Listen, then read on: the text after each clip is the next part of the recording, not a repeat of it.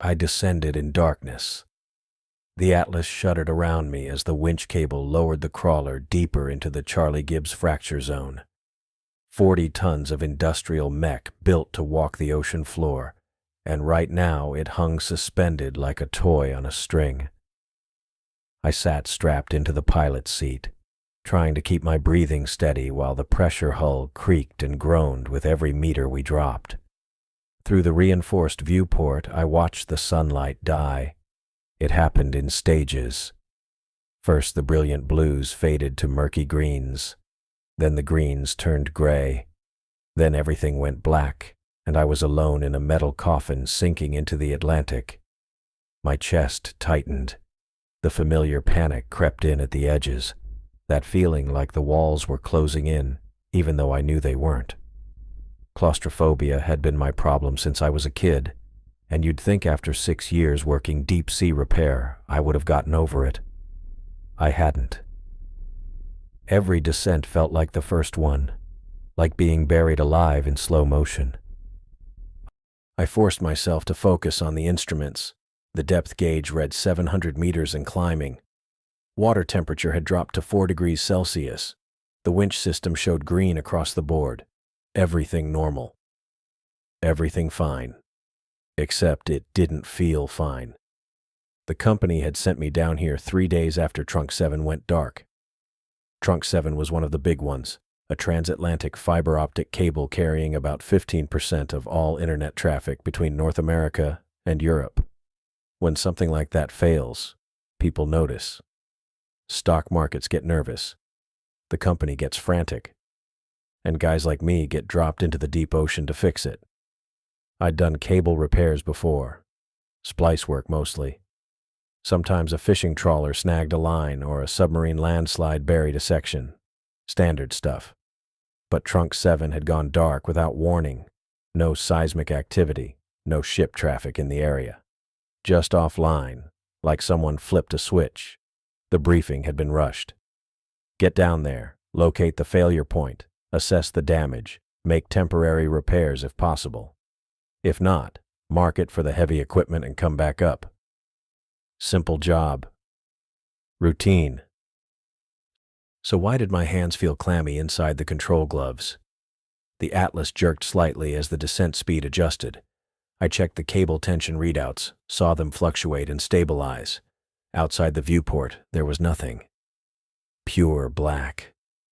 The kind of darkness that felt solid, like it had weight and texture. I could see my own reflection in the glass. Pale face, stubble I hadn't bothered shaving, eyes that looked too wide. I looked away. The sonar system pinged softly, updating its readings every few seconds. I pulled up the display on the left monitor, grateful for something to do with my attention.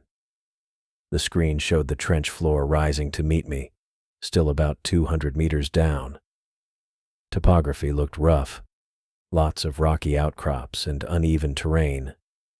Normal for a fracture zone. But then I saw the debris. I leaned forward, studying the sonar image. Scattered across the seafloor were dozens of irregular shapes, clustered in patterns that didn't make sense. Too dense to be natural rock formations, too random to be geological features. I cycled through the sonar frequencies, trying to get a clearer picture. The shapes remained unclear, just vague contacts showing up as bright spots on the display. Some were small, maybe a meter across. Others were larger, 3 or 4 meters. They were concentrated near the coordinates where Trunk 7 had failed. That wasn't right. The briefing hadn't mentioned debris. The route surveys from 6 months ago showed clear seafloor, nothing but sediment and basalt. Whatever I was looking at had appeared recently. I pulled up the mission data on the right monitor, double-checking the coordinates. No mistake.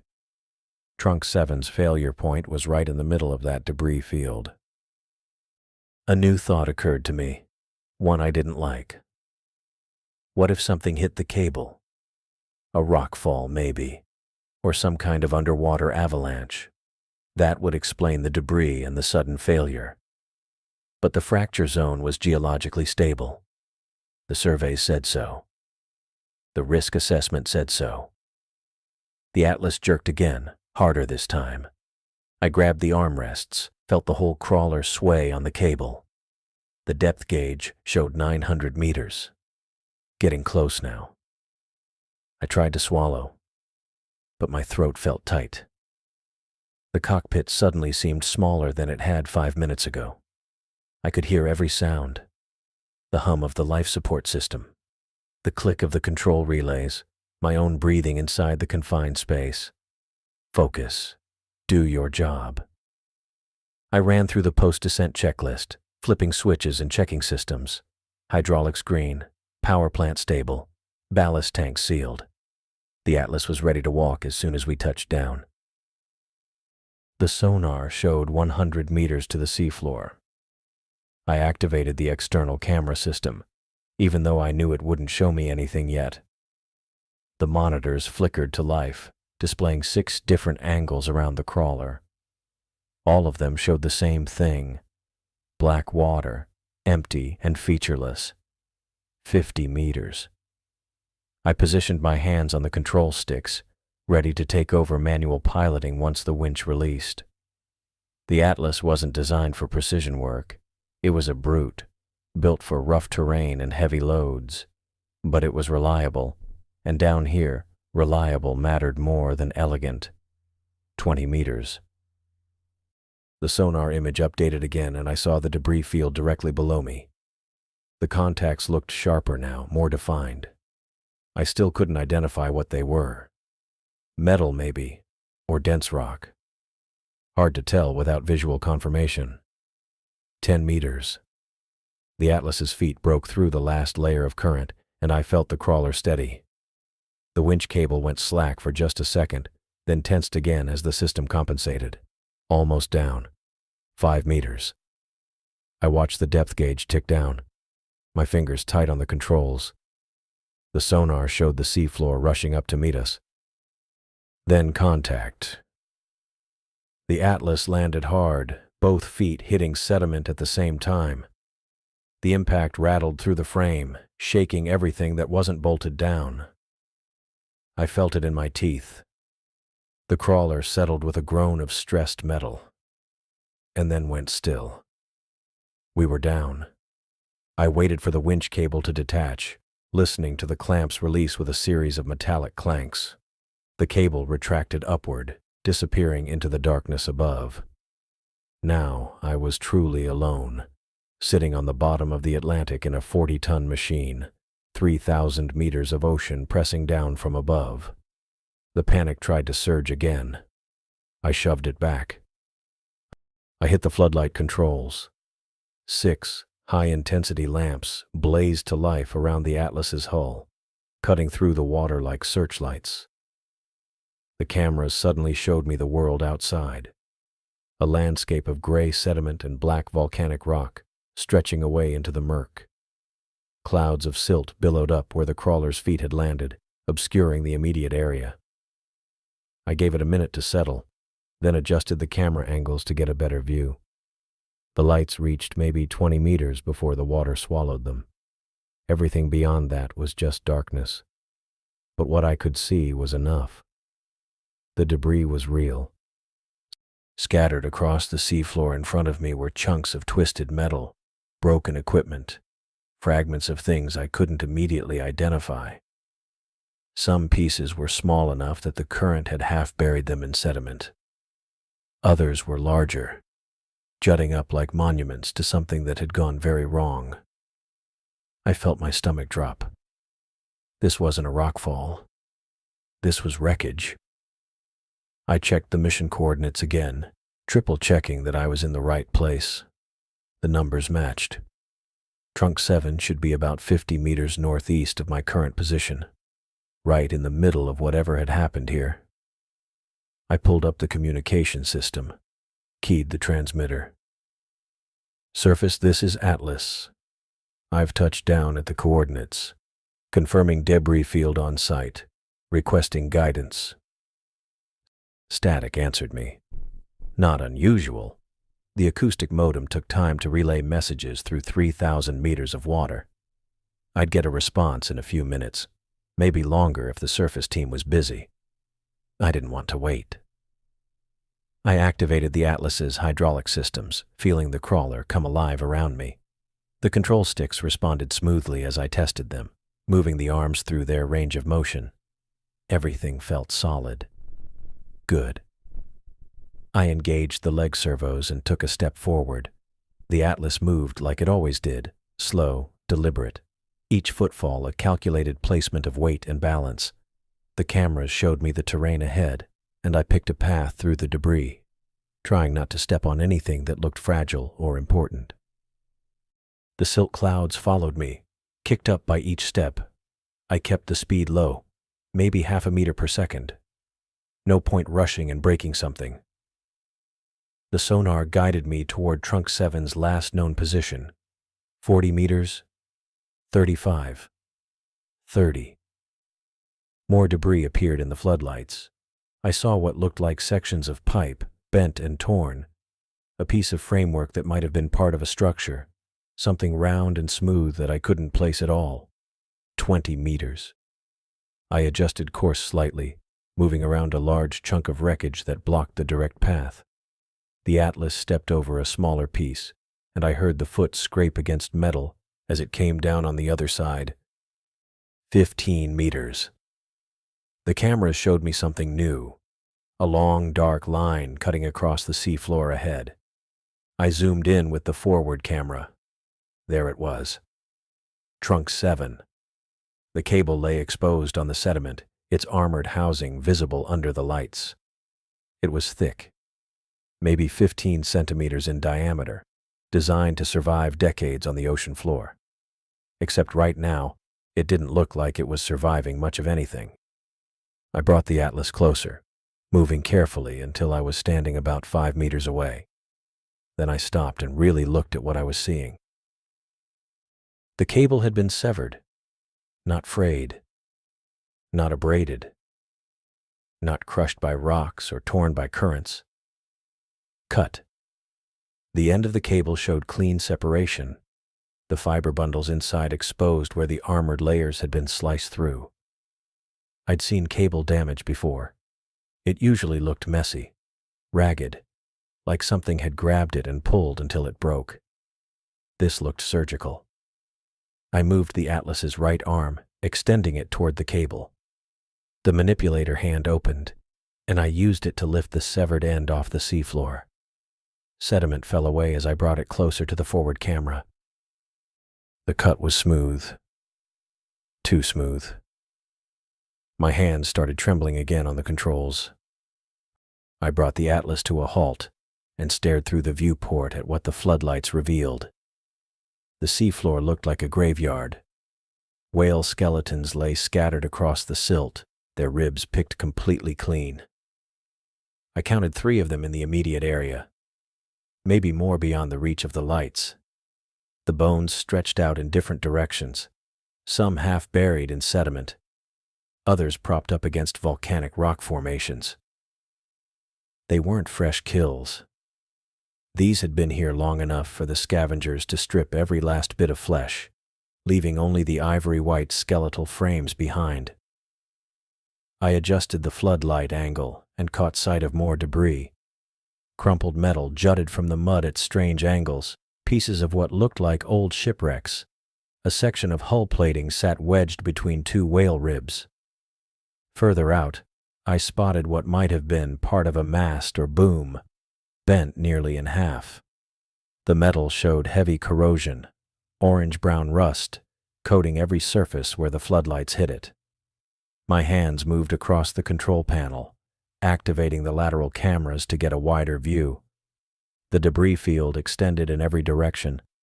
A chaotic mix of bone and metal spread across at least 100 meters of seafloor.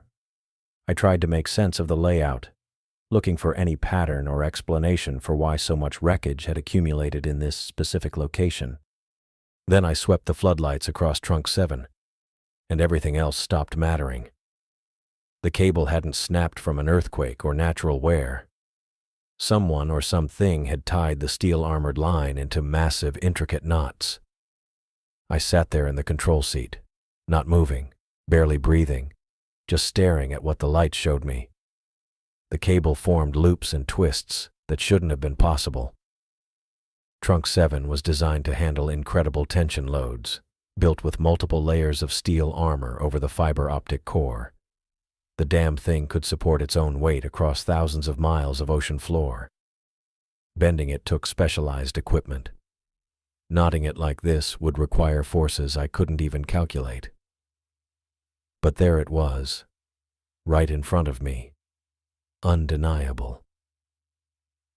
The knots stretched across the fracture zone in a deliberate pattern, not random tangles or accidental loops from some kind of seismic event. These were purposeful, methodical. The cable had been wrenched into configurations that looked almost decorative, like someone had decided to turn a critical piece of communications infrastructure into some kind of twisted artwork. I leaned forward in my harness, trying to process what I was seeing.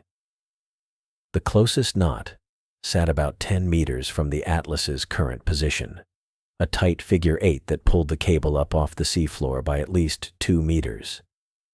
Beyond that, the line curved into what looked like a series of overhand knots, each one spaced roughly 5 meters apart. The pattern continued northeast, disappearing beyond the range of my floodlights. My brain kept trying to find rational explanations. Maybe the cable had gotten caught in fishing nets and dragged. But no fishing operation came anywhere near this depth. Maybe some kind of underwater landslide had twisted it, but the surrounding seafloor showed no signs of recent disturbance beyond the debris field. And that wreckage looked decades old at minimum. I checked the sonar again, sweeping the area for anything that might explain this. The readout showed the same irregular shapes I'd seen during descent, but now I could correlate them with what the cameras revealed. Whale bones registered as long, thin objects. Metal debris showed up as dense clusters. The cable itself appeared as a continuous line that looped and curved through the coordinates, like a tripwire. That word stuck in my head. Tripwire. The knots looked like they'd been placed with intention, set up to cross specific points on the seafloor. I followed the cable's path with the cameras, tracking how it wove between the whale skeletons and debris. In some places, the line ran underneath rib cages. In others, it wrapped around chunks of corroded metal. The whole thing formed a network that covered the fracture zone in a grid-like arrangement. I needed documentation. My company would never believe this without proof. The briefing had been clear about what to expect down here. Simple cable failure, maybe some damage from tectonic activity. Nothing that couldn't be explained by standard deep-sea conditions. What I was looking at now fell so far outside those parameters that I knew my verbal report wouldn't be enough. I activated the Atlas's external cameras, the ones mounted on the manipulator arm and along the hull's sides. The recording systems came online with a series of soft clicks that I felt through the frame more than heard. Red indicator lights appeared on my display panel, confirming that all 6 cameras were capturing footage. I started a slow pan across the site, moving the Atlas's torso rotation controls to give the cameras a full 360-degree view. The floodlights illuminated each section as I turned, revealing more of the same impossible scene. Bones. Metal. Cable knots. All of it spread across the gray sediment in an arrangement that made no sense. The recording timestamp showed in the corner of my helmet display. 15:43 local time, 3,000 meters below the surface. Charlie Gibbs fracture zone. Coordinates matching Trunk 7's last known position. I made mental notes of every detail, knowing I'd need to write a comprehensive report once I got back to the surface. If I got back to the surface. I pushed that thought away and focused on the immediate task. Document everything, get clear footage of the knots, show the scale of the debris field, prove that what I was seeing was real. I extended the Atlas's manipulator arm slowly toward one of the knots to get a closer look. The hydraulics responded smoothly. the arm unfolding from its resting position along the hull. I watched the articulated joints move through the water, each segment extending until the manipulator claw reached about 3 meters from the mech's center mass. The arm had 5 primary joints and a rotating wrist assembly that let me position the claw at pretty much any angle. I'd used it hundreds of times on previous jobs, grabbing cable sections, moving debris, operating tools. The controls were second nature at this point, my hands moving across the input panel without conscious thought. I brought the claw to within half a meter of the nearest knot, the one formed in that tight figure-8 configuration. The cameras mounted on the arm gave me a close-up view of the cable's surface. The steel armor showed scratches and scoring marks, deep gouges that ran along the twisted sections. Whatever had done this had applied enough force to deform the metal, leaving permanent impressions in the protective casing. I rotated the wrist assembly, angling the camera to capture different perspectives. The knot's complexity became more apparent at this range. The cable hadn't just been bent. It had been woven through itself in multiple passes, creating a structure that looked almost architectural. I counted at least 4 separate loops, each one threaded through the others in a way that would have required the cable to be completely flexible during the knotting process. That wasn't possible. Trunk 7 had maybe 30 centimeters of bend radius under ideal conditions.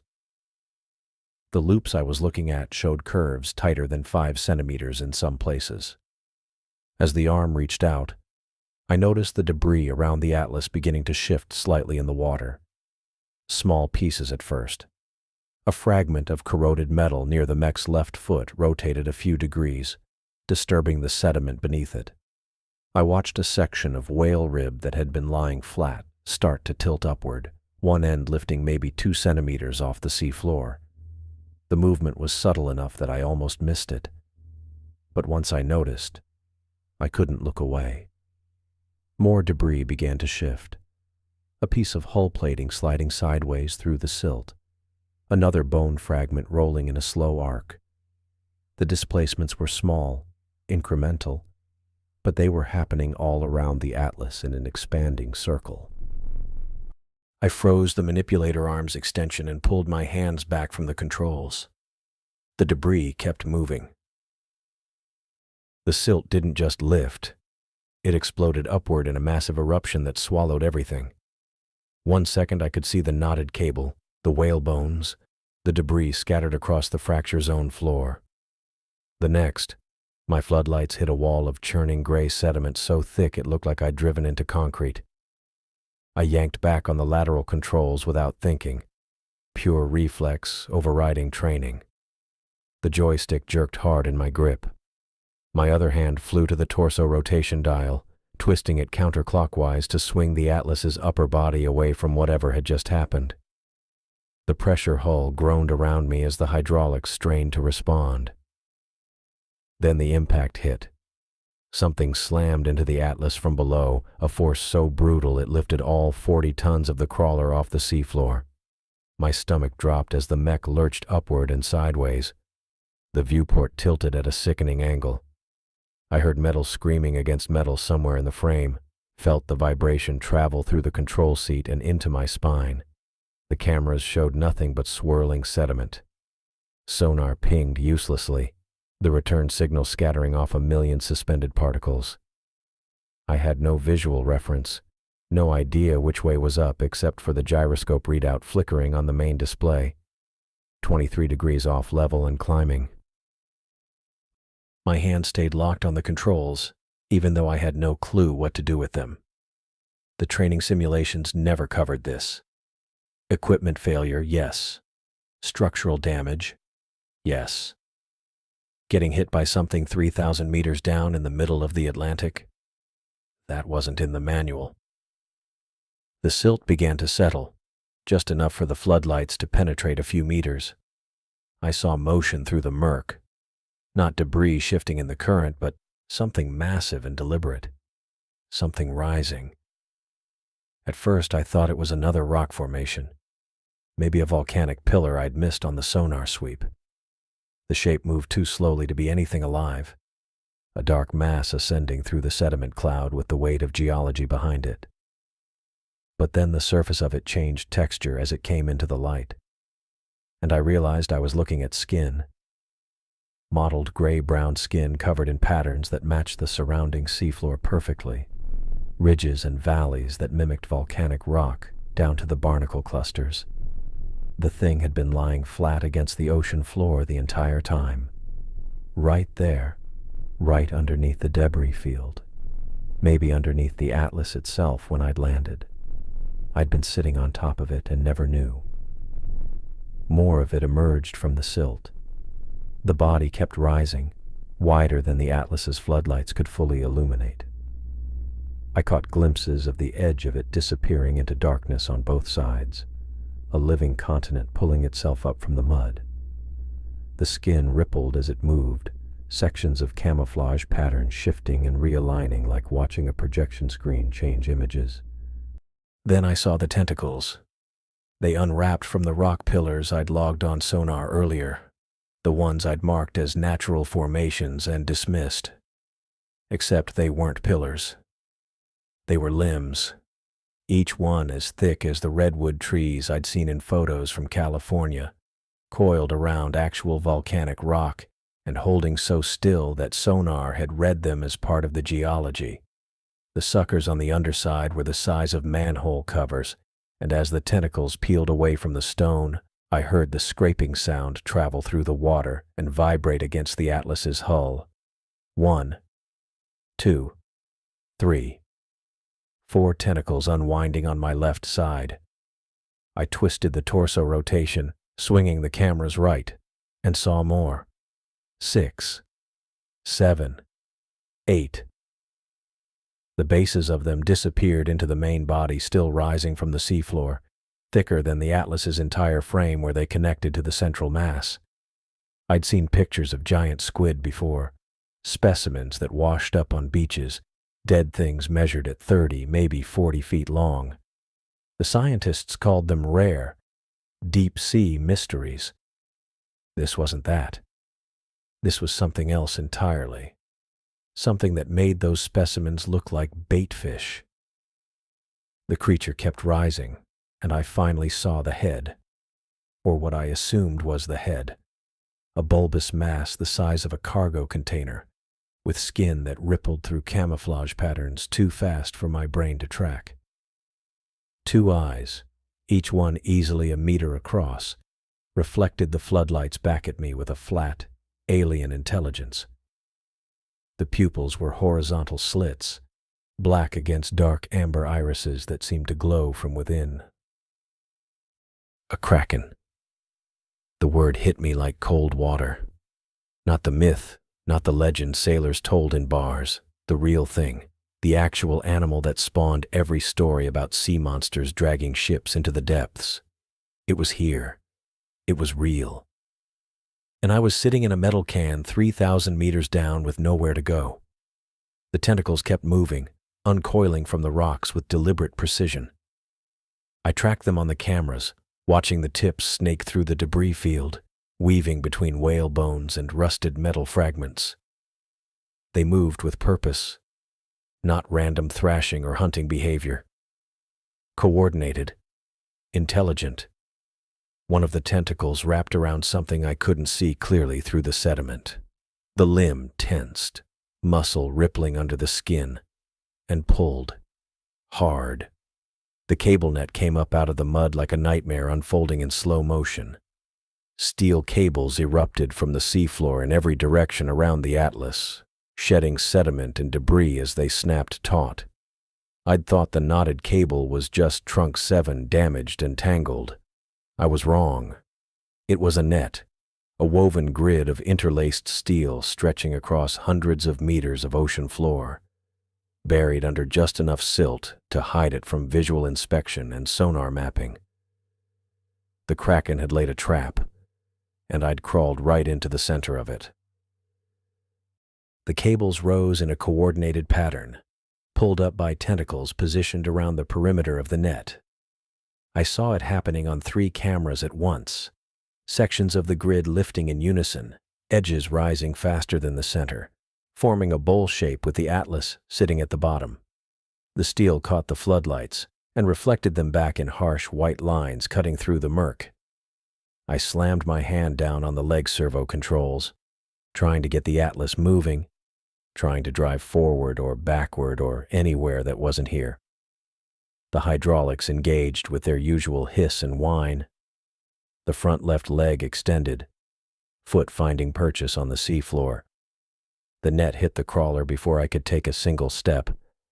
The impact came from above and all sides simultaneously, a massive weight dropping onto the Atlas with the force of a building collapse. Steel cables slammed into the torso housing, wrapped around the leg joints, tangled in the manipulator arm I'd left extended. The sound was deafening even through the pressure hull, metal on metal screeching and grinding as the net cinched tight. The Atlas tipped. I felt it going over, felt the gyroscope reading spike as the mech lost vertical orientation. 40 tons of industrial equipment, built to stay stable on uneven seafloor terrain, and it was falling like a toy kicked over by a child. I grabbed the manual stabilizer override, yanked it hard to the left, trying to compensate with the leg servos. Too late. The Atlas went over onto its right side with a crash that rattled every bolt in the frame. My harness caught me, straps biting into my shoulders and chest as my full weight swung against the restraints. The control seat was mounted to the hull interior, so when the mech tipped 90 degrees, I went with it, suddenly hanging sideways in the harness like a piece of cargo. Every alarm in the cockpit went off at once. Audio warnings screamed from 3 different speakers, overlapping into a wall of noise that made it impossible to think. Red lights flooded the interior, flashing from the damage control panel, the structural integrity monitor, the hydraulic pressure readouts. The main display flickered, went black for half a second, then came back online showing error codes scrolling faster than I could read them. I twisted in the harness, trying to get my hands back on the controls. The joystick was above me now instead of in front of me. The entire console rotated 90 degrees from where my muscle memory expected it to be. I reached up, or what used to be up, and grabbed the lateral control stick, fingers closing around the grip. The viewport showed nothing but seafloor now, the cameras pointing sideways or down into the mud where the Atlas had fallen. One floodlight was buried completely, the feed showing solid brown sediment pressed against the lens. Another pointed up at an angle, illuminating the net wrapped around the mech's torso and the tentacles still pulling it tighter. I could see the cables cinching in on the external camera feeds, steel braids thick as my arm crossing over each other and constricting like a living thing. The net had the Atlas completely covered, wrapped around the legs, the torso, the manipulator arm. Everywhere I looked on the monitors, I saw steel cables pulled taut, cutting into the mech's frame. The creature's tentacles kept working, pulling the net tighter with slow, inexorable strength. I watched one of them wrap around a section of cable near the Atlas's left leg, the suckers gripping the steel, and haul it another half-meter tighter. The leg joint groaned under the pressure, metal flexing in ways it wasn't designed to flex. I tried the leg servos again, hitting the activation switch for the right rear leg. The hydraulics fired. I heard them engage, but the leg didn't move. The net held it pinned against the seafloor. 40 tons of mech and all the servo strength in the world couldn't break through steel cables pulled tight by a creature the size of a building. The gyroscope reading held steady at 87 degrees off vertical. The Atlas was on its side, trapped in a steel web 3,000 meters below the surface, and I was locked inside with every warning light on the panel screaming that something had gone catastrophically wrong. I fought to orient myself, to make sense of the camera feeds and the instrument readings, and the fact that I was hanging sideways in a harness inside a metal coffin at the bottom of the Atlantic. My hands found the controls again, gripping the joysticks, even though I had no idea what I could do with them. The training was gone, burned away by adrenaline and the fundamental wrongness of everything happening outside the hull. The Atlas settled into the mud with a final grinding lurch, the weight of it sinking into the sediment.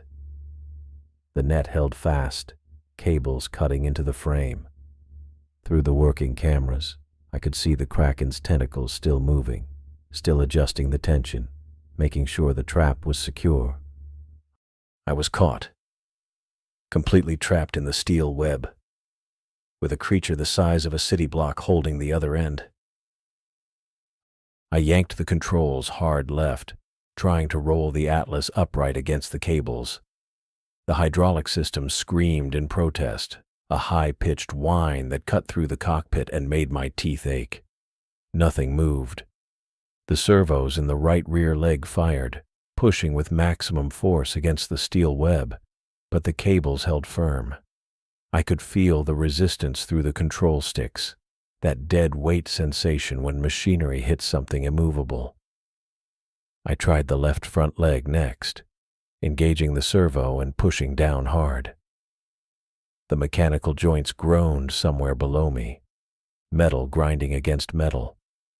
The leg extended maybe half a meter before the cables cinched tighter, wrapping around the knee joint and forcing everything to stop. A warning light flashed on the panel in front of me, hydraulic pressure redlining in the forward actuator. I pulled back on the controls, releasing the pressure before something ruptured. The groaning stopped. The Atlas settled deeper into the sediment with a grinding lurch that rattled my bones. Through the viewport, the water was still clouded with silt from the initial eruption, but the particles were settling now, drifting down in lazy spirals through the floodlight beams. The lights were still functioning at least. 6 external floods mounted on the hull, all pointing in different directions, creating overlapping cones of visibility in the murk. Then I saw movement. Not the slow drift of sediment. Something massive, shifting in the gloom beyond the lights. The Kraken. It had been underneath us the whole time, camouflaged against the volcanic rock and whale bones, waiting. Now it was rising. The creature's body emerged from the seafloor like a continent surfacing from the deep, shedding clouds of gray silt that billowed around its edges. The mottled skin rippled and changed, lightening from the dark gray-brown of the rocks to a paler shade as it moved away from the bottom. I watched through the viewport, unable to look away. The thing was enormous. The floodlights couldn't capture all of it at once. I saw sections, a curve of bulbous flesh here, the thick base of a tentacle there, but never the whole shape. It was too big. The head alone was the size of a shipping container, maybe larger. The body behind it stretched back into darkness, beyond the reach of the lights. 8 tentacles uncoiled from the debris field, each one thicker than the Atlas's torso. They moved with slow, deliberate coordination, peeling away from the volcanic stones they'd been gripping. Sucker pads the size of manhole covers released with audible pops that carried through the water and vibrated the hull. The tentacles rose, swaying slightly in the current, their tips pointing upward like the branches of massive trees. Then the eyes appeared. 2 of them, set on either side of the bulbous head, each one easily a meter across. The pupils were horizontal slits, black against glowing amber irises that reflected the floodlights with an eerie luminescence. They rotated independently, scanning the debris field, the net of cables, the trapped mech. One eye locked onto the viewport. Onto me. I felt my breath catch. The thing was looking directly at me, studying me through the reinforced glass. The pupil contracted slightly, adjusting to the light. I could see intelligence in that gaze. Not animal cunning. Something deeper. Something aware.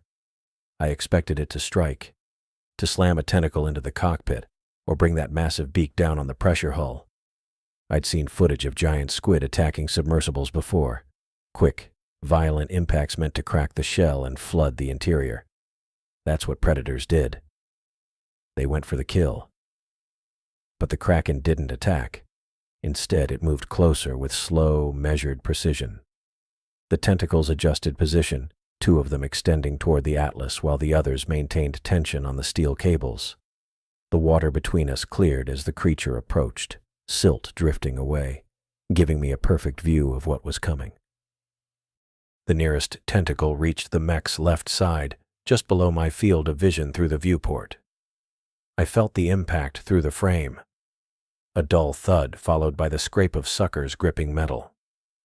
The Atlas shifted slightly, tilting another few degrees as the Kraken took hold. Then came a sound I'd never heard before. A metallic screech mixed with tearing, like sheet metal being peeled away from a frame. It started low and built in volume, resonating through the hull and into the cockpit. I gripped the control sticks harder, knuckles white, even though I knew they were useless. Through the viewport, I saw the second tentacle move into position on the right side of the mech. Smaller hooks emerged from between the sucker pads, curved, chitinous structures maybe 30 centimeters long. They looked like fish hooks, barbed and sharp. The tentacle pressed against the hull, and those hooks dug into the seams of the armor plating. The creature pulled. The outer shell of the Atlas was designed to withstand crushing pressure at depth, but it wasn't built to resist being pried apart from the outside. The armor consisted of overlapping titanium plates, bolted to the frame, with reinforced seals at every joint. The Kraken's hooks found those seams and exploited them. I watched in horror as a section of plating on the upper right quadrant began to separate from the frame. The hooks wedged deeper, levering the plate upward. The bolts holding it in place started to pop, one after another, each one releasing with a sharp crack that echoed through the cockpit. The plate bent, warping under the force, and then tore free completely. The tentacle tossed the plate aside. It tumbled through the water, spinning end over end, before disappearing into the darkness beyond the floodlights. The Kraken didn't pause. The same tentacle moved to the next section of armor, hooks finding the seams again, pulling with that same methodical precision. Another plate bent and tore away. Then another. My external camera feeds were mounted on those plates. The screens in front of me started going dark. The forward camera died first, its feed cutting to static as the Kraken ripped the plate off. Then the left lateral camera. Then the rear camera. One by one, the monitors went black, leaving me with nothing but the viewport for visibility. I tried the radio again, keying the transmit button and speaking into the headset. Surface control, this is Atlas. Emergency situation. Repeat, emergency situation. Requesting immediate extraction. Static answered me. The acoustic signal would take minutes to reach the surface, and minutes more for any response to come back. I didn't have minutes. The Kraken continued its work. The creature moved around the Atlas with disturbing care, each tentacle performing a specific task. 2 tentacles held the mech steady, suckers gripping the lower frame. 2 others peeled away armor plating, exposing the inner structure. The remaining 4 maintained tension on the cable net, keeping the whole trap secure. I realized what I was watching. This wasn't a random attack. The Kraken wasn't trying to crush the mech or smash it apart. It was dismantling it, piece by piece, layer by layer. It was hunting. The creature had trapped the Atlas in the cable net like prey in a snare, and now it was opening the shell to get at what was inside. The soft meat. Me. Another plate tore free, this one from the lower left side. I felt the Atlas shift as the structural integrity weakened. More warning lights appeared on the control panel. Hull breach alerts, pressure differential readings, system failures, cascading through the mech's network. Through the viewport, I could see exposed framework now where the armor had been. Hydraulic lines, servo motors, the skeletal structure of the mech's left leg, all of it visible. vulnerable. The Kraken's tentacle moved closer, hooks scraping against the bare metal, searching for the next seam to exploit. The right lateral camera went dead, then the upper camera. I was down to just the viewport now, that single reinforced window showing me exactly what was coming. The Kraken's eye appeared again, filling my field of vision. The amber iris glowed in the floodlight, the horizontal pupil a dark slash across its center. The eye moved closer until it was less than a meter from the glass, studying the viewport, studying the pressure hull beneath the stripped armor. I stared back, unable to move, unable to think of anything except the fact that I was 3,000 meters down in a damaged mech being systematically taken apart by a creature that shouldn't exist. The eye rotated, focusing on something below the viewport. A tentacle rose into view, hooks extended, reaching for the cockpit's armor plating. The harness bit into my shoulders as the Kraken's tentacles wrapped around the reinforced glass dome above me. I couldn't move back any farther. The pressure hull groaned, a long, low metallic screech that vibrated through the cockpit frame and into my chest. Two of the creature's primary arms coiled around the sphere, sucker pads the size of dinner plates pressing flat against the viewport. The glass flexed inward maybe half a centimeter, then another half centimeter. I gripped the control sticks harder, knuckles white, even though there was nothing left to control. The Atlas's legs were pinned. The manipulator arm was crushed against the frame. Every system that could move was either jammed by steel cables or stripped down to hydraulic lines and servo housing. The groaning got louder, deeper, the kind of sound that meant structural failure was coming soon. Then I saw it, a hairline fracture splitting the glass directly in front of my face. It started at the upper left quadrant where one of the tentacles pressed hardest, a thin white line no thicker than a strand of hair. It spread slowly, branching downward in a jagged path toward the center of the dome. I watched it grow, centimeter by centimeter, tracing a route across my field of vision like lightning frozen in place. My breathing got shallow, fast. I forced myself to slow it down, counting in my head. 4 seconds in. Hold. 4 seconds out. The fracture kept spreading. Another crack appeared on the right side. This one moved faster, zigzagging across the glass in sharp angles. The two lines hadn't met yet, but they would. Maybe in 30 seconds, maybe less. I reached for the trenching plow controls, fingers fumbling over the switches on the left console. The plow was a last-ditch tool, designed to dig the Atlas out if it got stuck in soft sediment. It was mounted on the underside of the frame, a hydraulic blade that could extend and retract with enough force to shove several tons of mud out of the way.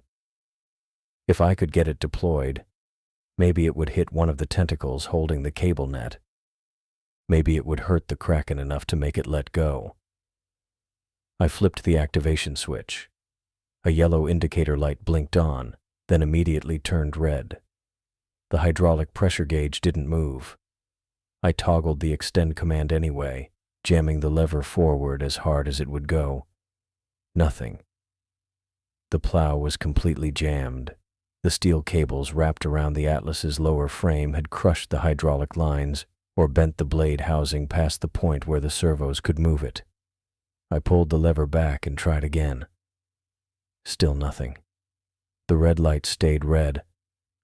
I let go of the controls and pressed both palms against my thighs, trying to think. The cracks in the viewport were longer now. They'd almost reached the center. When they met, the whole dome would shatter. Water pressure at 3,000 meters would crush the cockpit in less than a second.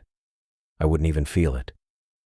Something scraped against the glass, a grinding, rhythmic sound like stone on metal. I looked up. The Kraken's beak was pressed against the viewport, just above the spreading cracks. It was massive, easily a meter wide, curved and sharp like a parrot's but scaled up to nightmare proportions.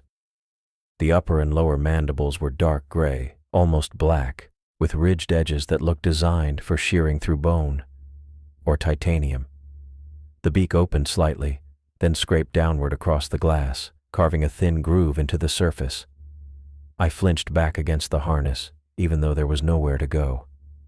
The beak lifted and repositioned, scraping again in a different spot. Testing. The creature was testing the viewport's integrity, checking for weak points the same way I'd check a weld before trusting it with load-bearing weight. This wasn't random aggression. It was methodical, deliberate. I watched the beak move across the glass in a grid pattern, scraping here, pressing there, returning to spots where the cracks had spread furthest. The kraken's eye appeared beside the beak, one of those huge amber eyes with the horizontal slit pupil. It didn't blink, just stared at me through the damaged viewport while the beak kept working. The creature was solving a problem. The problem was me, trapped inside a metal shell it wanted to open. I'd seen octopuses in aquarium footage, the way they could unscrew jar lids or navigate mazes. But those were small, human-sized intelligence in an animal that weighed maybe 20 pounds.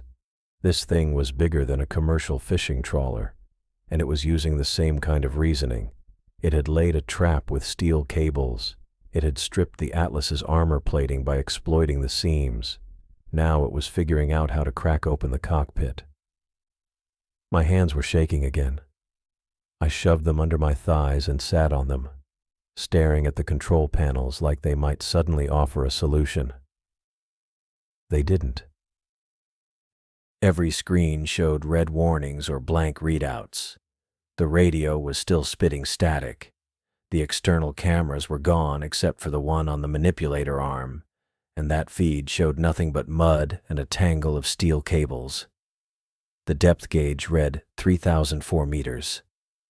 The internal pressure was holding at 1 atmosphere. The hull temperature was 4 degrees Celsius. All useless information. I needed something I could use. My eyes tracked across the cockpit, scanning every surface. The emergency toolkit mounted on the right wall, just basic hand tools, nothing that would help against a creature this size. The backup oxygen system, good for 12 hours but irrelevant if the viewport shattered. The flare gun in the storage compartment under my seat, designed for surface signaling, completely useless down here. Then I looked through the viewport again, past the beak and the cracks and the massive eye watching me. The severed end of Trunk 7 was lying in the mud about 3 meters away, right where I'd seen it when I first arrived at the site. The steel armored cable was cut clean, fiber bundles exposed, lying half buried in sediment. Dead. Useless for communication. But the Atlas wasn't running on the cable. It was running on the tether. I sat up straighter, ignoring the harness digging into my shoulders. The power tether was still connected. It had to be. The mech systems were still operational, the lights were still on, the control panels were still receiving power. That meant 10,000 volts were running down a reinforced cable from the surface ship through 3,000 meters of ocean straight into the Atlas's main power coupling on the dorsal frame. 10,000 volts. Enough to run hydraulics, servos, floodlights, and every other system on a 40-ton mech. Enough to kill. I pulled my hands out from under my legs and reached for the engineering diagnostics screen on the center console. My fingers were still shaking, but I managed to navigate the menu. The tether status page loaded slowly, displaying voltage, amperage, and connection integrity. Everything read green. The coupling was intact. Power flow was steady. The Kraken's beak scraped across the viewport again, and another crack split the glass near the bottom edge. I didn't have much time. The tether itself was insulated. Triple-layered rubber and polymer shielding designed to prevent any electrical discharge into the surrounding water. As long as the insulation held, the current stayed contained inside the cable. safe, controlled. But if the insulation was breached, if the inner conductors were exposed to seawater, the electricity would arc outward looking for ground. At this depth, with this much voltage, the discharge would be massive, violent, potentially lethal to anything in the immediate vicinity. I pulled up the tether schematic on the screen, tracing the cable's path from the dorsal coupling down the Atlas's spine to the external anchor point on the lower frame. The anchor point was designed with a manual release mechanism, a fail-safe in case the tether got snagged and needed to be jettisoned. I'd never used it, never even tested it during training. But the controls were right here on the panel, a red guarded switch labeled Tether Release. If I released the tether, it would disconnect from the Atlas and fall free. The surface ship would lose power telemetry, but the mech had an internal battery good for maybe 6 hours. Long enough. But that wasn't the plan, forming in my head. I looked at the viewport again. The beak was still grinding against the glass. The cracks had spread into a spiderweb pattern covering almost a third of the dome. The Kraken's tentacles were still wrapped tight around the pressure hull, squeezing slowly, testing for failure points. If I could get the tether into contact with one of those tentacles, and if I could breach the insulation at the same time, the current would discharge directly into the creature. I had no idea if it would be enough to hurt something that size. Maybe it would just irritate it. Maybe it would do nothing at all. But it was the only option I had left. I navigated to the manipulator arm controls and checked the camera feed. The arm was pinned against the right side of the frame, partially buried under steel cables, but the joints were still functional according to the diagnostics. The claw was closed, gripping nothing. I could move it maybe a meter, maybe less, before the cables stopped it. The tether anchor point was half a meter below the arm's current position. Close enough. I engaged the shoulder servo and pushed the control stick forward slowly. The arm groaned, hydraulics whining as they fought against the cables holding it down. It moved maybe 10 centimeters before jamming. I pulled back, adjusted the angle, and tried again. Another 10 centimeters. The Kraken's beak slammed into the viewport hard enough to make the whole cockpit ring like a bell. I kept working the arm, inching it downward in tiny increments. 15 centimeters. 20. The camera feed showed the anchor point coming into view at the edge of the frame, a reinforced collar where the tether connected to the mech's power bus. 30 centimeters. The claw was almost level with the anchor now. I rotated the wrist joint and opened the claw, extending the fingers as wide as they'd go. Then I brought the arm across, moving lateral instead of down, until the claw was positioned around the tether cable just above the anchor point. I closed the claw. The fingers gripped the insulated cable firmly, the pressure sensors reading green. Now came the hard part. The claw had a cutting edge on the inner surface of each finger, hardened steel designed to shear through rope, net, or cable if the manipulator got tangled. I'd used it once during training to cut a test cable about half the thickness of the tether. It had taken maybe 3 seconds of full hydraulic pressure. This cable was thicker, reinforced, but the claw was strong. I engaged the cutting function and maxed out the hydraulic pressure. The arm shuddered, and the pressure gauge spiked into the red. The camera feed showed the claw tightening, the cutting edges biting into the tether's outer insulation layer. The Kraken's eyes swung back toward the viewport, pupil contracting as it focused on me again. The claw cut deeper. The insulation split, peeling back in ragged strips. Beneath it, I could see the secondary polymer layer, bright yellow, already deforming under the pressure. The beak hit the viewport again. The cracks spread farther, reaching the edges now. The secondary layer gave way.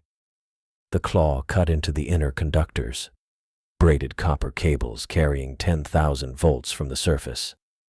The electrical arc was immediate. I stared at the Kraken's flesh pressed flat against the cockpit glass. The texture looked rough, mottled gray-brown with darker patches near the sucker pads. Water ran in rivulets down the viewport where the tentacles shifted, and I could see the individual muscle fibers flexing beneath the skin. Wet. Completely soaked in seawater. Conductive. My eyes dropped to the right manipulator arm's control panel, specifically to the power transfer port indicator, a small green light I'd barely noticed during training. The system was designed for jump-starting other equipment in the field, transferring power from the Atlas's main feed to disabled machinery. 10,000 volts running down from the surface ship, enough to run the mech's hydraulics and servos, enough to restart a dead crawler or repair platform, enough to electrocute something wrapped around the hull. The idea hit me like a physical blow. Stupid. Desperate. Probably suicidal. The Kraken's tentacles covered most of the Atlas's frame, gripping tight with those massive sucker pads. If I rerouted the entire power feed into the manipulator arm and activated the transfer port, the current would arc directly into the creature's flesh. 10,000 volts through seawater, through wet conductive tissue, straight into the thing trying to crack me open. But the Atlas was also sitting in that same seawater. The frame was titanium, insulated where it mattered, but I'd seen the armor plating torn away, exposed hydraulic lines, stripped structural supports. If the current arced wrong, if it found a path through the damaged hull back to the cockpit, I'd fry along with the Kraken. I looked at the cracks spreading across the viewport. They'd grown into a spiderweb pattern covering almost half the glass now, branching out from the two main fracture lines. The Kraken's beak scraped rhythmically just above my head, testing the weak points. 30 seconds, maybe less, before the whole thing gave way. Screw it. I made the decision and reached for the main power controls. My hands moved fast across the console, flipping switches in sequence. First, I killed the external floodlights. All 6 went dark simultaneously, and the murky water outside turned black. Then I shut down the internal cockpit lighting, the control panel backlights, the instrument displays. The gyroscope indicator went dark, the depth gauge, the pressure monitors, everything. I hit the main power cutoff last, and the Atlas died completely. The cockpit went silent. No hum from the servos, no background whir from the hydraulic pumps, no electronic beeps from the warning systems. Just absolute quiet and total darkness. I hung in the harness, suspended sideways in the pitch-black cockpit, listening to my own breathing echo inside the pressure hull. My lungs pulled in air and pushed it out in ragged bursts. I could hear my heartbeat thundering in my ears, a rapid drumbeat that seemed way too loud in the silence. Outside, through the viewport, I could barely make out shapes. My eyes started adjusting, pulling in whatever ambient light existed 3,000 meters down, which was basically nothing. But I could see the Kraken's outline, a massive shadow darker than the surrounding water. The creature had paused. It stopped dismantling the mech. The tentacles went still, sucker pads holding position but no longer pulling at the frame. The beak lifted slightly away from the glass. I watched the shadow shift, the huge head tilting as if listening. It had been sensing the vibrations. The Atlas's systems had been running constantly since I touched down on the seafloor. Hydraulics pumping, servos adjusting, gyroscope spinning, cooling fans running, all of it creating noise and vibration through the frame, through the water. The Kraken had felt every bit of it, tracking the mech's activity through the signals transmitted into the surrounding ocean. Now the mech was dead silent. No vibrations. No noise.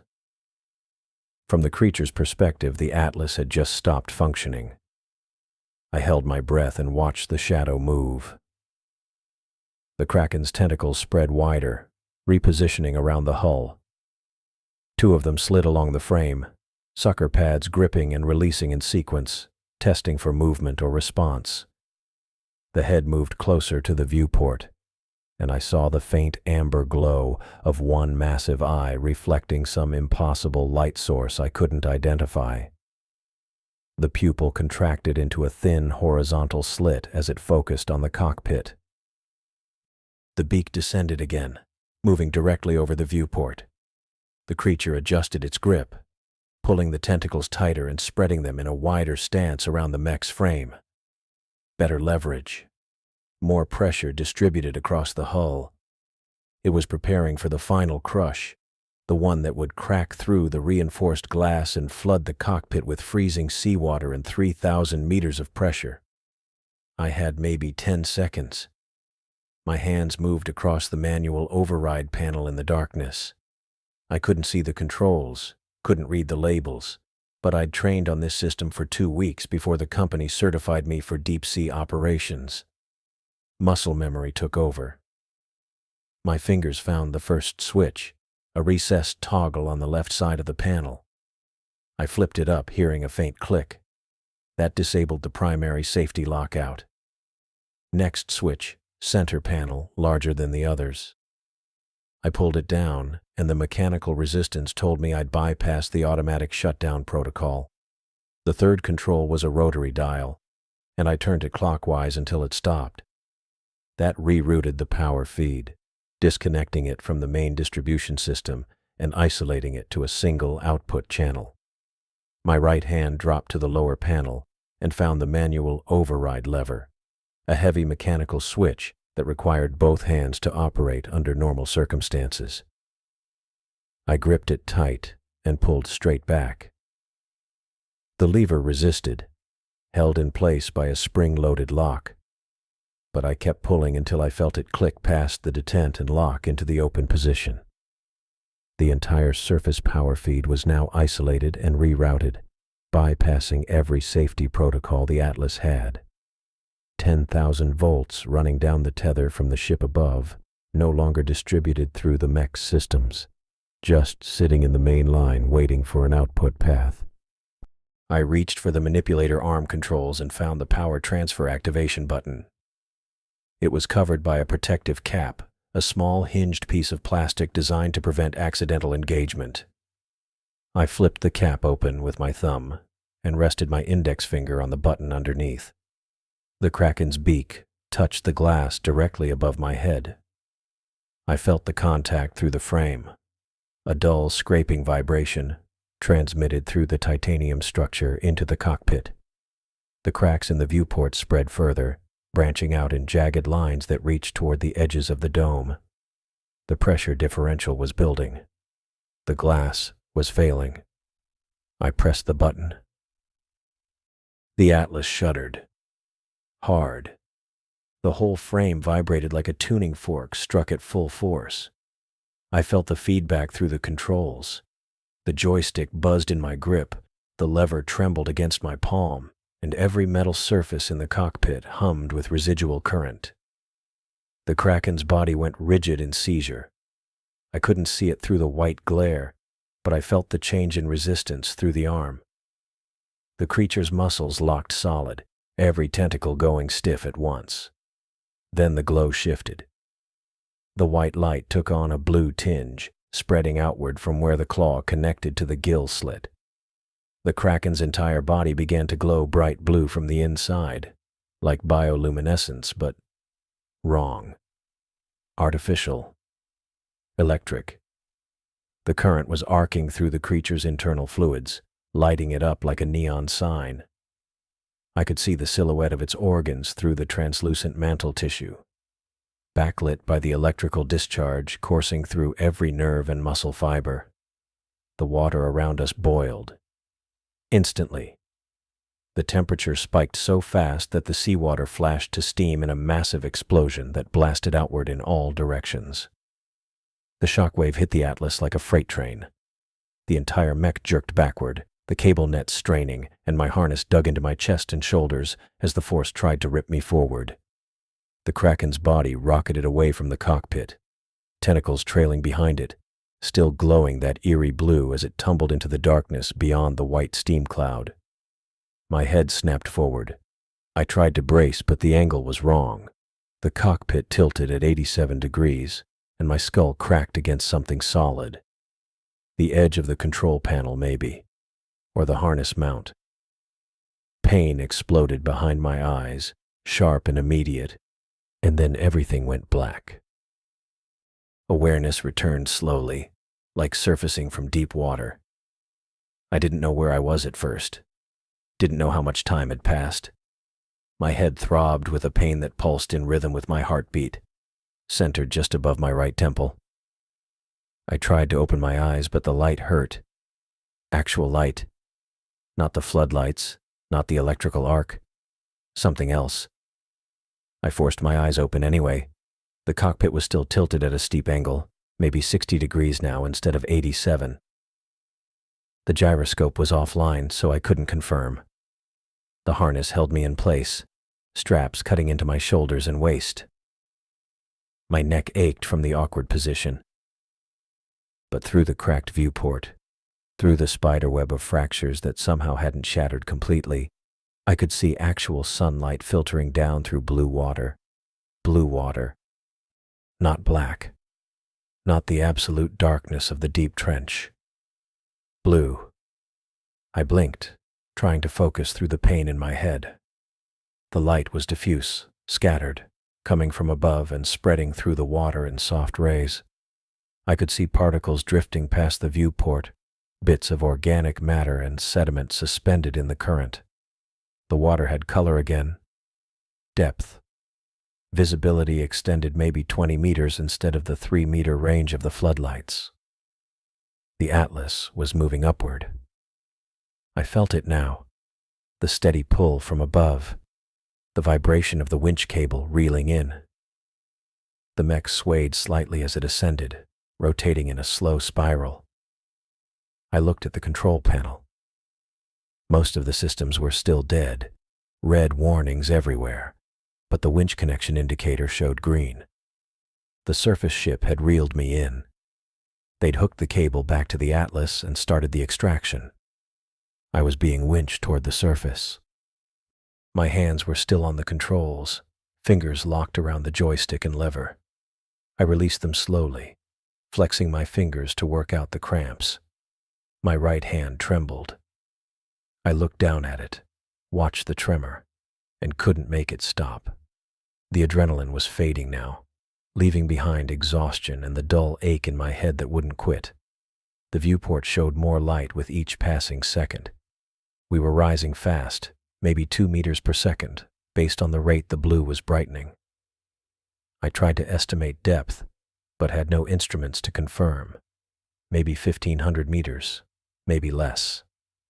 The pressure differential would be significant. I checked the hull integrity readout, still mostly red, but the pressure seal around the cockpit showed yellow instead of critical. The viewport had held. Somehow, despite the cracks, despite the Kraken's beak and the electrical explosion, the reinforced glass had held. I let my head rest back against the seat.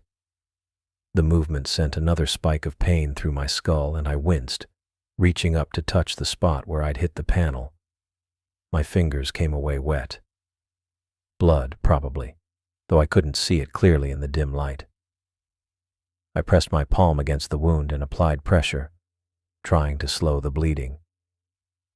The Atlas continued its steady ascent, the winch cable pulling me up through the water column, away from the fracture zone, away from the debris field and the whale bones and the knotted steel cables, away from the Kraken. I didn't know if the creature was dead. Didn't know if 10,000 volts through the gill slit was enough to kill something that size. The blue glow had been bright, the seizure immediate, but I'd lost consciousness before seeing the outcome. For all I knew, it was down there right now, recovering, waiting. But I was rising.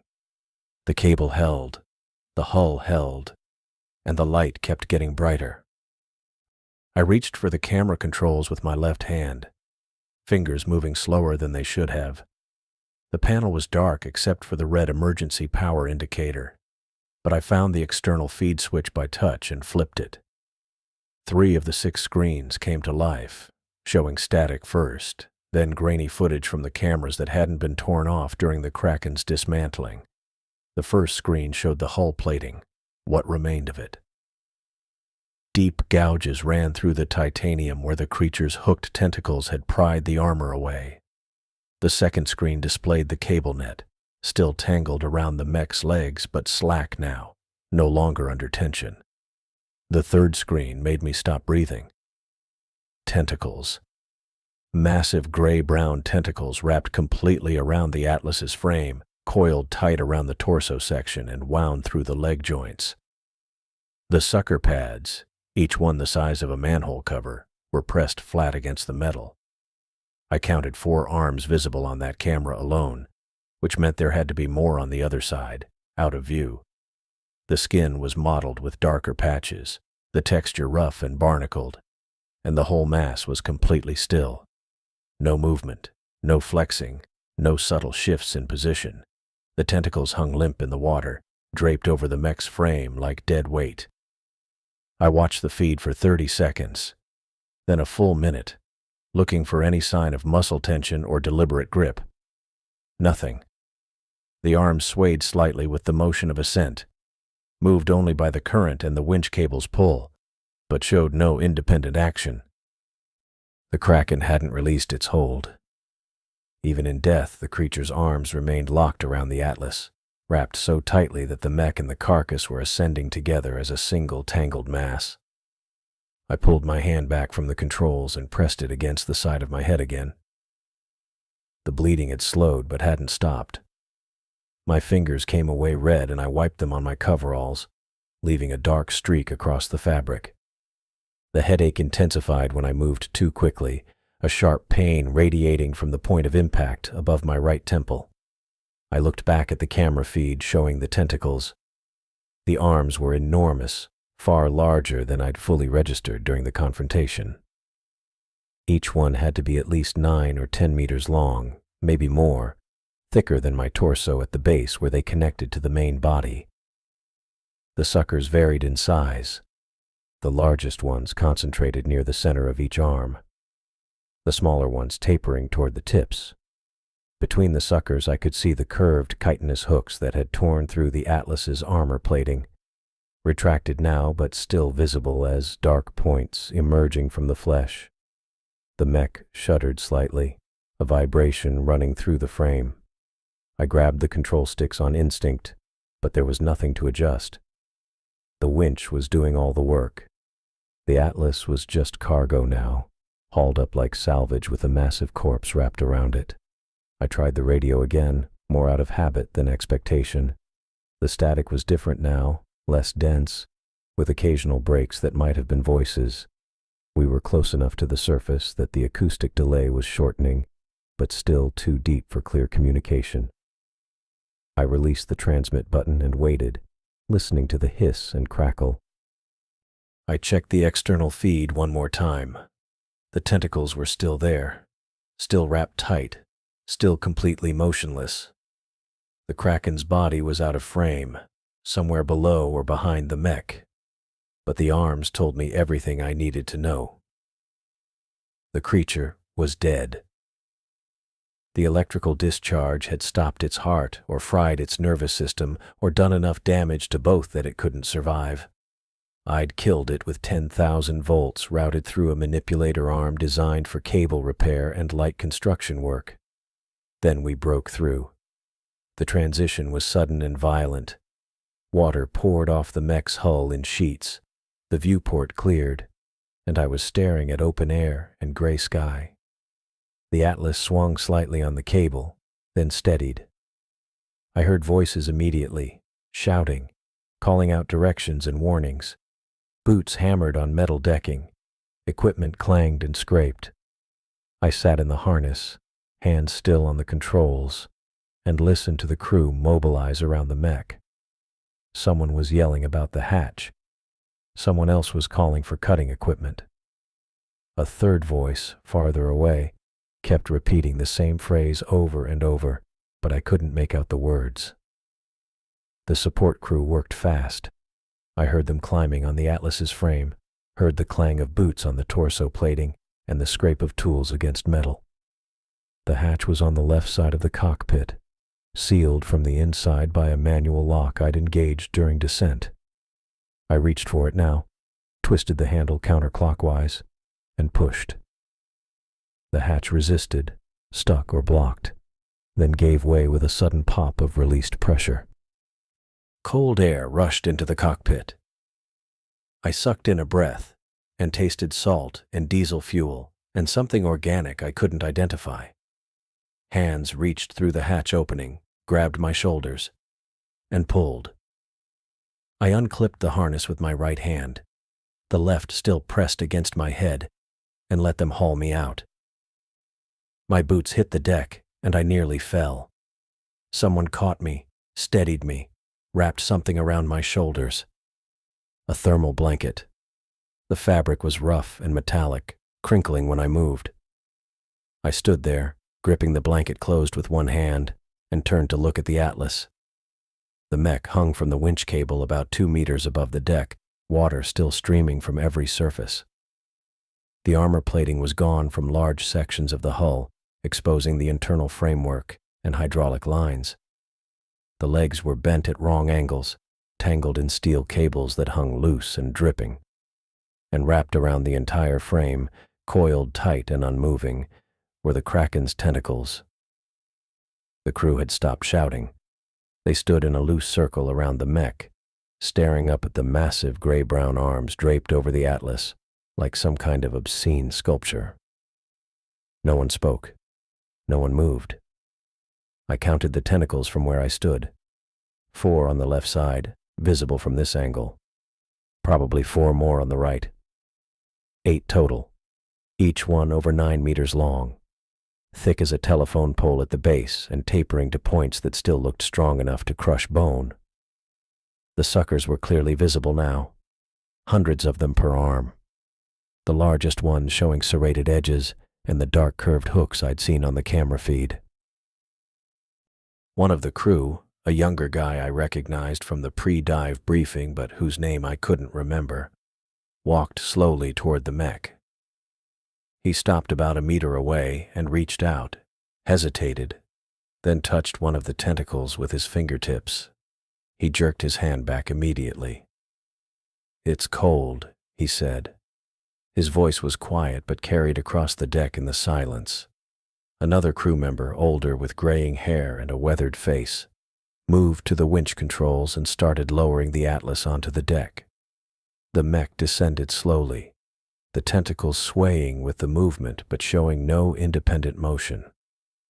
When the Atlas touched down, the frame settled with a heavy metallic thud, and the tentacles draped across the deck plating, spreading out from the mech's torso like the petals of some grotesque flower. The crew moved in with cutting equipment, plasma torches, hydraulic shears, industrial saws. They worked carefully, almost reverently, slicing through the tentacles one at a time to free the mech from the corpse. Each severed arm was dragged to the side of the deck and laid out in a row. The process took almost 20 minutes. I stood the whole time, wrapped in the thermal blanket, and watched them work. My head throbbed, and the bleeding had started again, a slow trickle I could feel running down the side of my neck. Someone tried to get me to sit down, to let them check the wound, but I waved them off. I needed to see this, needed to watch them cut the creature apart. When the last tentacle was severed and pulled away from the Atlas, the crew stepped back and looked at what they'd done. 8 massive arms laid out in parallel rows on the deck, each one longer than a telephone pole, each one studded with hundreds of sucker pads and retractable hooks. The mech stood in the center, battered and stripped of armor, freed from the Kraken's final grip. The older crew member walked over to me. He had a first aid kit in his hand, and a grim expression on his face. "You need to let me look at that head wound," he said. I nodded but didn't move. He set the kit down, opened it, and pulled out gauze and antiseptic. He worked quickly, cleaning the wound and applying pressure to stop the bleeding. I barely felt it. My attention was locked on the tentacles. "What the hell happened down there?" he asked quietly, pressing a bandage against my temple. I didn't answer. Didn't know how to answer. Another crew member approached from the stern, moving quickly across the deck. He was pulling something behind him, dragging it with both hands. It took me a moment to register what I was seeing. The Kraken's body. The main mass of it, the mantle and head, being hauled across the deck on a cargo net. It was even larger than I'd thought. The mantle alone the size of a compact car, the head bulging and asymmetrical with the massive eyes half closed and clouded.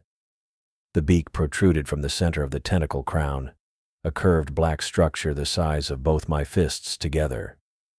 They dragged it to the center of the deck, near the severed tentacles, and let the net settle. The body rolled slightly, one eye turning toward the sky. The pupil a horizontal slit that reflected nothing. The crew gathered around it. Someone took photographs. Someone else measured one of the tentacles, calling out numbers I didn't process. A third crew member crouched next to the head, examining the beak and the surrounding tissue with gloved hands. I stood apart from them, still wrapped in the blanket, and stared at the carcass. The creature was dead. Completely, unquestionably dead. The electrical discharge had killed it instantly, or close enough that it made no difference. The tentacles had locked in a final death grip around the Atlas, the muscles frozen in rigor, and we'd been hauled to the surface together. The older crew member finished bandaging my head and stepped back. He looked at me, then at the Kraken, then back at me. "You brought that thing up from the trench?" he asked. "It was already wrapped around the mech," I said. My voice sounded distant, like someone else was speaking. "It didn't let go." He nodded slowly, processing that. "You know what this is?" "Yeah." "You know what it means?" I looked at him, then back at the carcass. The Kraken's body lay sprawled across the deck, surrounded by its severed tentacles, its eyes clouded and empty. I thought about the cable net hidden beneath the sediment, the deliberate knots tied in Trunk 7, the systematic way it had dismantled the Atlas's armor plating, the intelligence I'd seen in its eye before I'd killed it. "Yeah," I said. "I know." More crew members approached, asking questions I couldn't focus on. What had I seen? How deep was the encounter? Was the mech repairable? How had I survived? Their voices overlapped, urgent and confused, but I couldn't find words to answer them. I stood there, staring at the massive carcass they were hauling into position on the deck, and felt the weight of what I'd done settle over me like a second blanket. I'd gone down to repair a cable. A simple job. Locate the failure point, assess the damage, make repairs if possible, or mark the site for a follow-up team. Standard deep-sea maintenance work I'd done a dozen times before. Instead, I'd found something that used tools, something that built traps, intricate and deliberate, woven from stolen infrastructure and laid across hundreds of meters of seafloor. Something that hunted with real intelligence, with patience and strategy, and an understanding of its environment that went far beyond animal instinct. And I'd killed it with the very power line I'd been sent to fix.